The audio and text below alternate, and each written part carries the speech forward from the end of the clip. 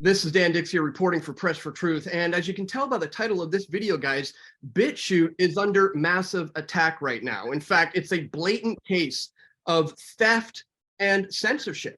I mean, the creator and the founder of this had to start a GiveSendGo site. As we see here, is this theft?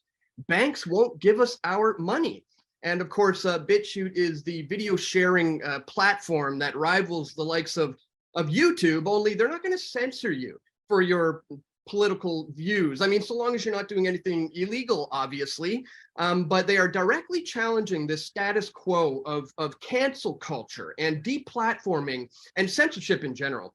And joining me on the line right now to discuss this and much more is the founder and the creator of the website Bitchute, Ray Vahey. Ray, thank you so much for taking some time here to speak with us today on Press for Truth. Now, I want to go over just this sequence of events that led to you having your bank accounts shut down over this website. But before we get into any of that, maybe you could start us off by telling us, you know, why did you create this website in the first place? Why did you feel there was a need to make Bitchute?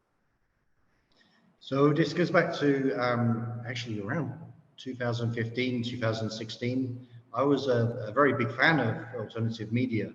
So in fact, I was following you at that time. I used to watch you and Luke Rudowski on the Bilderbergs. So, you know, like what I thought actually was it was a real leveler, a way to level the playing field.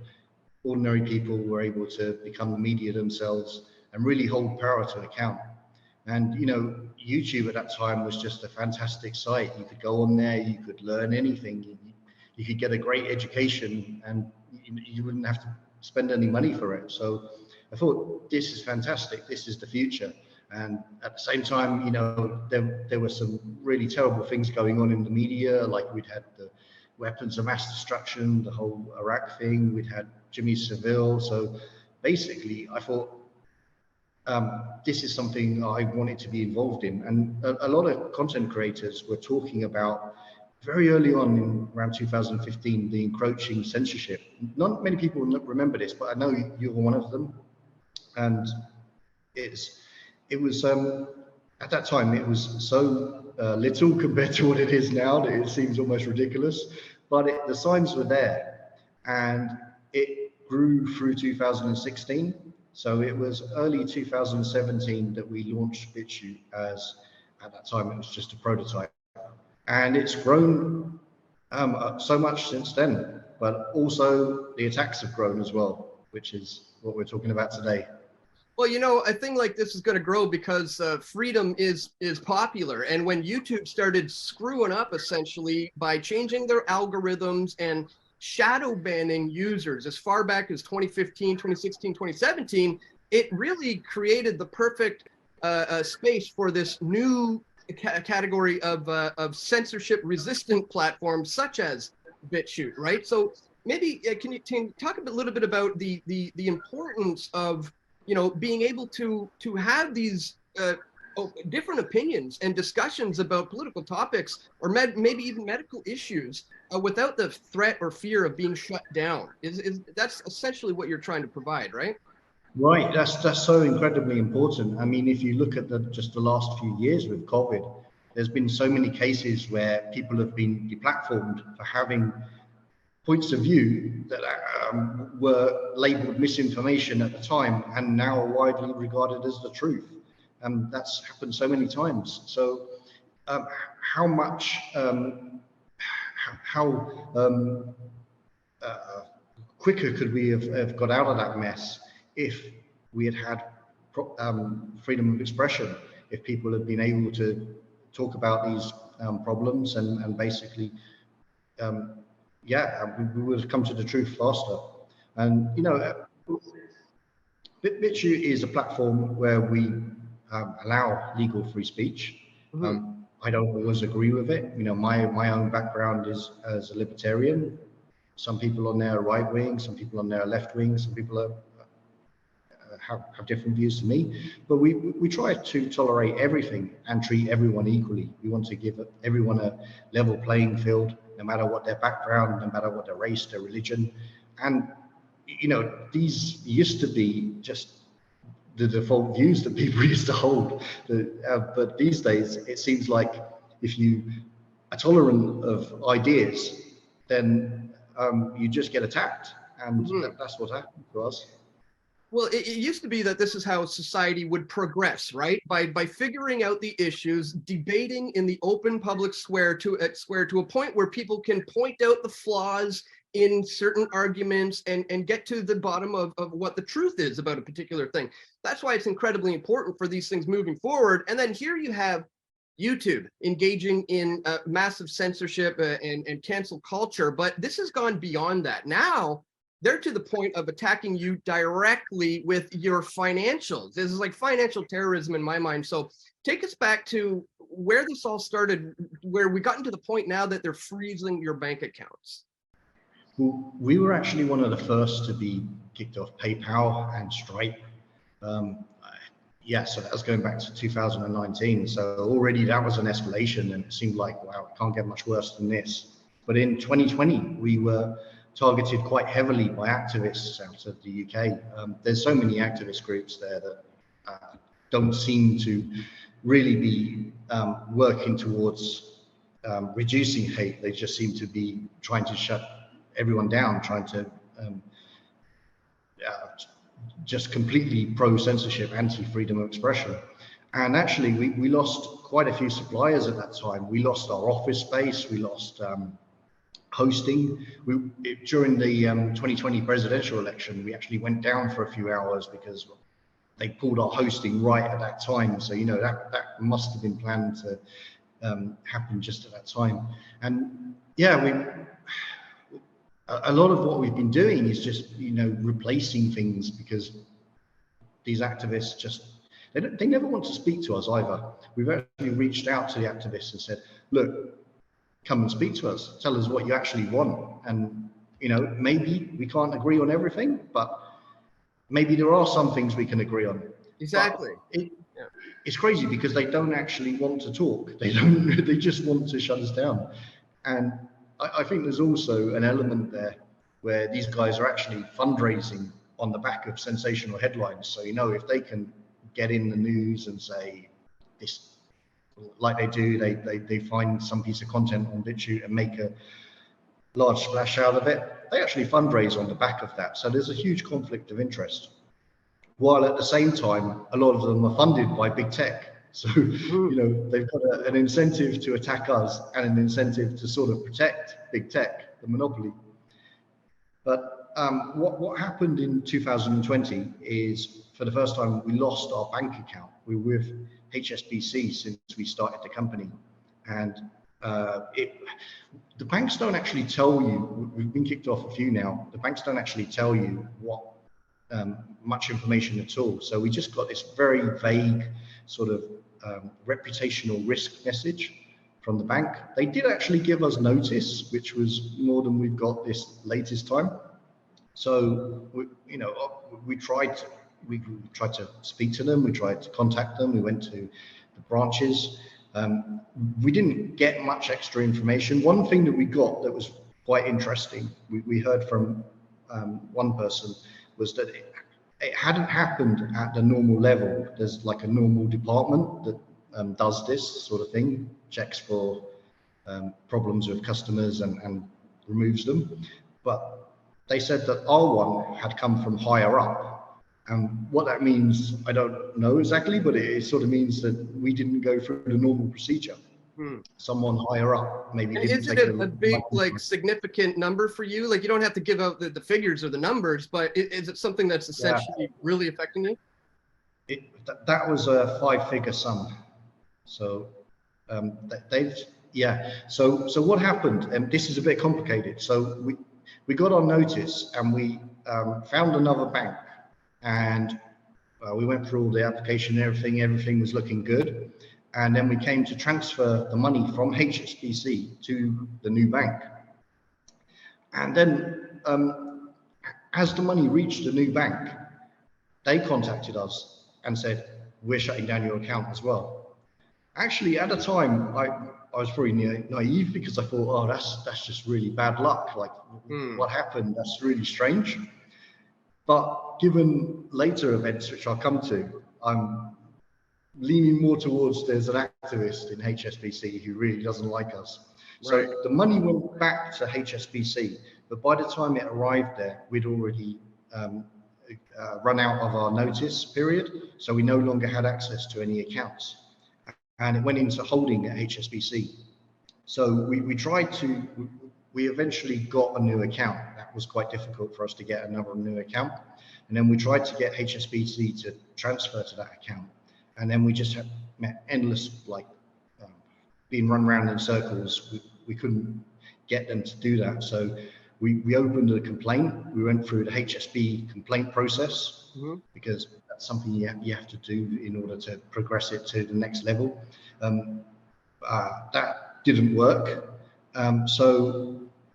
We actually took it to arbitration after that. In the UK, we've got something called a banking ombudsman, which is arbitration. So yeah, so we filed our complaint with him, with the Ombudsman department, and that was just an extraordinary wait. Because of COVID, it was just went on for over a year before we got assigned someone to look at our case. So all through this time, we were just waiting for, like, and it wasn't like we sort of knew the date. We were just phoning up and saying, is our case nearly going to be heard? And they were sort of saying, no, there's another delay. And it was like, maybe another month, you know, it was pushed back and pushed back and pushed back. And all this time, you could have been reinvesting into the business, you know, doing your bandwidth, all the things you have to be doing. It's been slowing you down all this time. Right. Yeah, so HSBC had that money in holding the whole time. I mean, they could have just transferred it at any point. It's our money. They're not even disputing that it's our money. They know it's our money. So we got assigned a arbitrator in November, so very recently, and then there was like the whole back and forth. We got to fill out questions. So there's the issue of the money, and we're also bringing up an issue of what we believe is political discrimination, because we think that they've shut us down solely because we're a free speech site, and that is political discrimination. So I'll leave that to one side for the moment, because the money first. So they asked us, what is your new bank? So that HSBC has somewhere to send it. So then we sent them the details of the bank we'd had for 18 months at that point. And then we waited, and within about 7 days, the new bank contacted us that they were suspending our account without notice. So it almost sounds like, beyond coincidence, closer to the realm of collusion between the banks. I mean, I don't want to speculate here, but it seems too coincidental that all of these guys continuously cancel you guys. Well, this is something, I mean, we can't help but wonder, did someone at HSBC just call up the bank and say, hey, get rid of these guys? Now, I haven't named the second bank, and I'll explain why. It's because you might have noticed a lot of banks these days are actually just like leveraging another bigger bank's structure. So this bank, up until this point, had been quite good to us. And I'm not sure if it's them who's kicked us off, or if it's the underlying larger bank that's kicked us off. So I don't want to bring any hate towards them until I'm clear about that. So, but yeah, this bank is also, we've been emailing them every day, asking them, when are we going to get our money? Like, can we have it back now? And the replies we're getting back from them are basically, oh, we're sorry, it's still taking longer, we're escalating it. So it does seem a bit like they're not really in control. It might be the underlying bank that's frozen it. So we're not sure. So we'll have to just reserve judgment until we maybe find out, or maybe we never will. I don't know at this point. You know, all of this seems very eerily similar to what I've recently seen here in Canada. You had the truckers' convoys, bank accounts being shut down, people who simply raised money, like the guy from Druthers News raised $150,000. That is still currently being held to this day.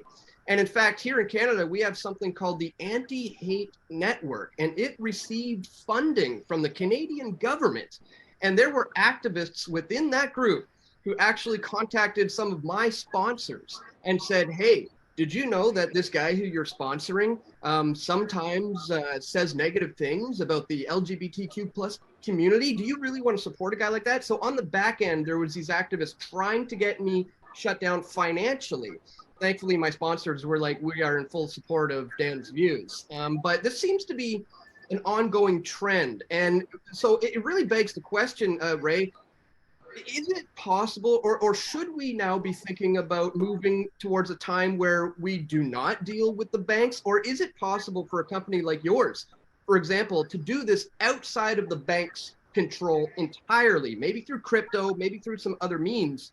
But what are your thoughts on becoming more decentralized to the sense of not dealing with the banks at all? Is that possible? So we do take all sorts of crypto, and crypto has been really, really useful to us.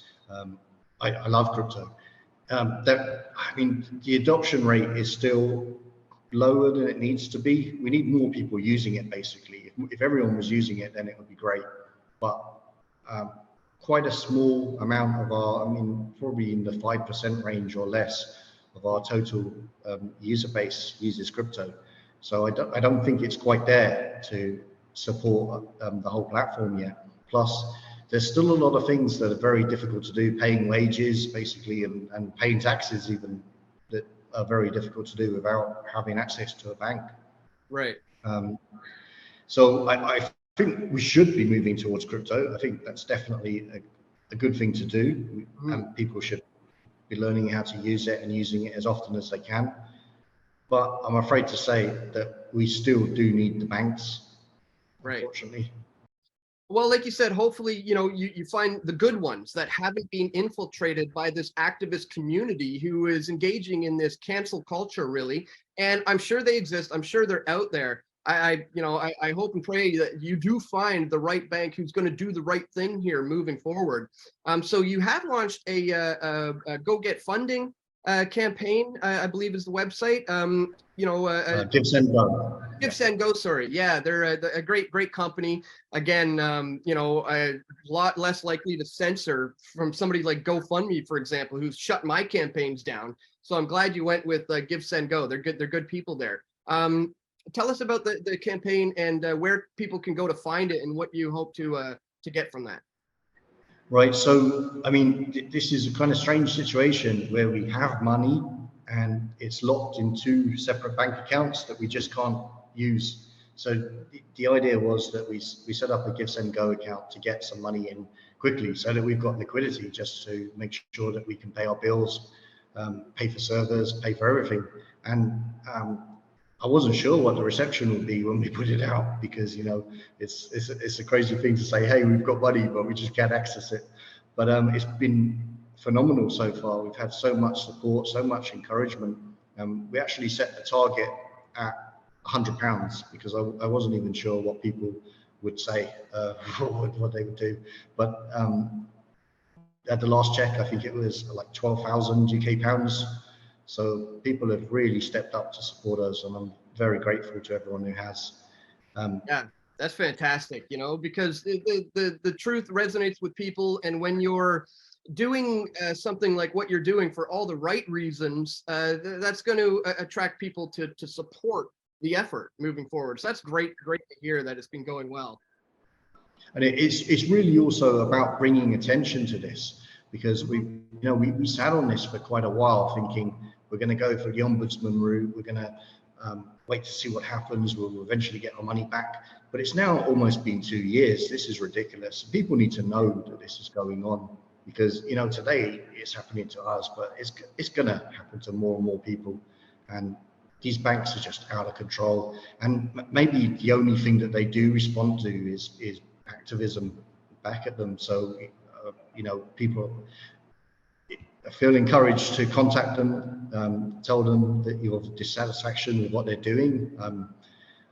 Yeah, I mean, that's maybe what we have to do going forward, because yeah, they seem like they're really above the law. And look at HSBC as an example. I mean, they're a disaster of a bank in other ways. They've been fined for laundering drug money. They've been fined for all sorts of things. So, you know, for them to say reputational risk for a company that supports freedom of expression when they've done such atrocious things over and over again is just ridiculous. It should be a reputational risk for them to shut down a company that supports freedom of expression.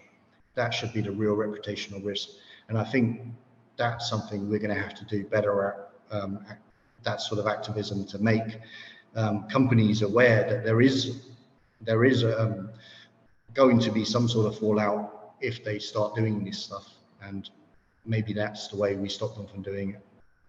Very well said. You know, this could turn out to be a huge blessing in disguise that will blow up in their faces, because, you know, as I've always said, you know, the truth resonates with people, and what you are doing is right there for everybody to see. Anybody can go check it all out. So I think that's going to be so important moving forward. And, you know, even if you do have the money and you get access to the money again, you could still use a lot more money. I mean, like, YouTube is a massive behemoth of a company to try to even come close to rivaling when it comes to their bandwidth and things like that. So I want to encourage people to continue to give to this campaign.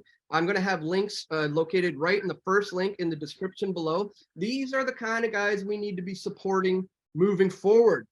They've supported us in the field of alternative media. It's time for us to do the favor back and support them moving forward. Otherwise, we're not going to have true, absolute free speech moving forward. So, Ray, I just want to thank you so much for taking the time once again. Any final thoughts on this whole debacle that you've been going through over the last 2 years? Do you know, I want to end on a positive note. So I want to say that 2023, I think, is going to be a really good year for us, because we've got so many things in the pipeworks. We've got our own money raising platform that's coming, Bitchute. We've got live streaming coming. We've got a lot of really good upgrades that are in the works. And I think that I hope the next time you have me back, I can talk about only the good stuff. Yeah, absolutely. Well, I'm looking forward to all the new additions, the live streaming. I'm looking forward to doing my first Bitchute live stream. So be sure to keep me posted on that. Once again, I want to encourage everyone to check out the links in the description now. Do it today. Get involved. Be on the right side of history here. Once again, Ray, thank you so much for taking the time to speak with us today. Thanks so much, Dan. We all want truth.